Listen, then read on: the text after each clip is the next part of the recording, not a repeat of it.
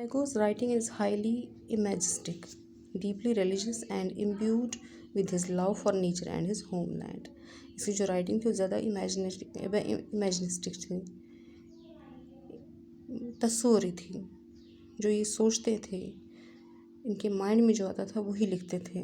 Deeply religious, ज़्यादातर अपने मज़हब के रिलेटेड होता था, और इम्ब्यूड विद हिज लव, और इसमें अपने जो प्यार था, उसके दिल में जो प्यार था, उस प्यार से वो डूबी हुई थी वो जो राइटिंग थी। For nature and his homeland, ज़्यादातर उसने किसके बारे में लिखा? नेचर के बारे में और अपनी होमलैंड के बारे में। यानी बहुत ज़्यादा प्यार करते थे अपने होमलैंड से, नेचर से, जिसकी वजह से ये जो है, जो राइटिंग थी वो बहुत ज़्यादा मतलब जो लोग थे पसंद करते थे, क्योंकि उसमें वो प्यार होता था, वो क्वालिटी होती थी। He was awarded the 1913 Nobel Prize in Literature for his work Geetanjali. 1913 में इनको नोबेल प्राइज़ दिया गया अपनी एक राइटिंग के लिए, एक मे बी ये बुक हो, Gitanjali. And in 1950 he was knighted by the British King George V. Tagore, by British King George V. उसके बाद 1915 में इनको एक और अवार्ड दिया गया, और इनको एक हाई स्टेटस दिया गया, किनके थ्रू? ब्रिटिश किंग के थ्रू, जिनका नाम था जॉर्ज वी।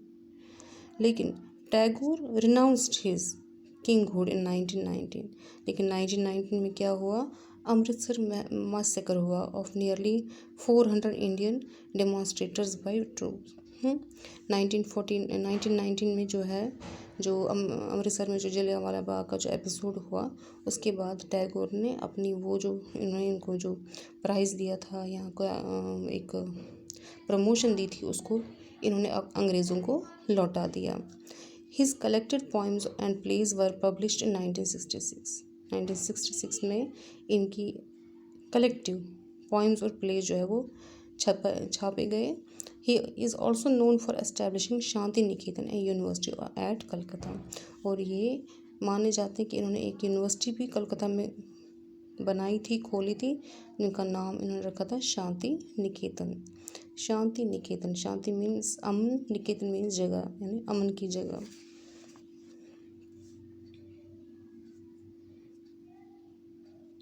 चलिए अब हम पोइम के बारे में पढ़ते हैं। The poem is about the sensitive and intense feelings of a child.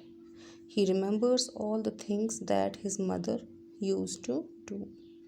ये एक पोइम जो है एक बच्चे के बारे में है, और बच्चा अपनी माँ के बारे में लिख रहा है, क्योंकि बहुत ज़्यादा अपने जज्बात जो है उसकी माँ के साथ जुड़े हैं, और वो अपने माँ के बारे में बहुत कुछ लिख रहा है जो कि उसकी माँ किया करती थी, या जिसके साथ उसकी माँ का कनेक्शन होता था।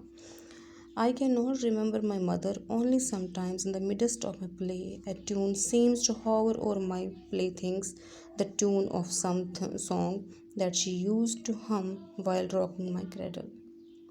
मैं अपनी माँ को नहीं जानता, मुझे अपनी माँ याद नहीं है, लेकिन कभी कभी जब मैं खेलता हूँ तो खेलते खेलते ऐसा लगता है कि जो मेरे खिलौने हैं, उन खिलौने के ऊपर ऐसे आके कोई उड़ के ऊपर वहाँ पे खिलौने के ऊपर आ जाता है।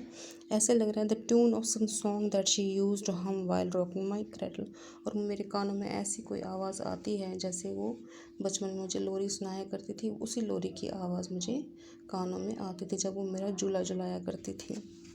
I cannot remember my mother, but when in the early autumn morning the smell of shooli flowers floats in the air. मुझे अपनी माँ याद नहीं है, लेकिन अर्ली ऑटम यानी सितंबर अक्टूबर के महीने में जब फूल खिलते हैं, कौन से फूल? शूली फ्लावर्स, वाइट कलर के फूल, जब उनकी सुगंध आसमान में या हवा में फैलती है, तो वो सेंट जो है, the scent of the morning service in the temple come to me as a scent of my mother. और जो वो खुशबू आती है, यहाँ जो मंदिर में जब पूजा होती है उसकी खुशबू आती है, तो मुझे ऐसा लगता है जैसे मेरी माँ की खुशबू आ रही है। I cannot remember my mother, only when from my bedroom window I send my eyes into the blue of the distant sky. I feel that the stillness of my mother's gaze on my face has spread all over the skin. मुझे अपनी माँ याद नहीं है, लेकिन जब मैं सुबह उठ के बाहर देखता हूँ, आसमान की तरफ देखता हूँ, तो मुझे क्या लगता है कि मुझे ऐसा लगता है जैसे मेरी माँ जो है आसमान से मेरे फेस पर अपनी नज़रें टिकाई हुई हैं और वो जो I feel the stillness of my mother. वो माँ मेरी, मुझे ऐसा लगता है जैसे कि मेरी माँ जो है वहाँ खड़ी है और बस सिर्फ अपनी आंखें लगाकर मुझे देख रही हैं, सिर्फ मुझे देख रही है। यानी ये बच्चा कह रहा है कि मुझे ऐसा लगता है कि 24 घंटे जो मेरी मदर है वो मेरे पास है और सिर्फ मुझे देखती है और मेरा ख्याल रख है उसको ये चिंता है कि मेरा बच्चा जो है वो ठीक होना चाहिए, ठीक रहना चाहिए।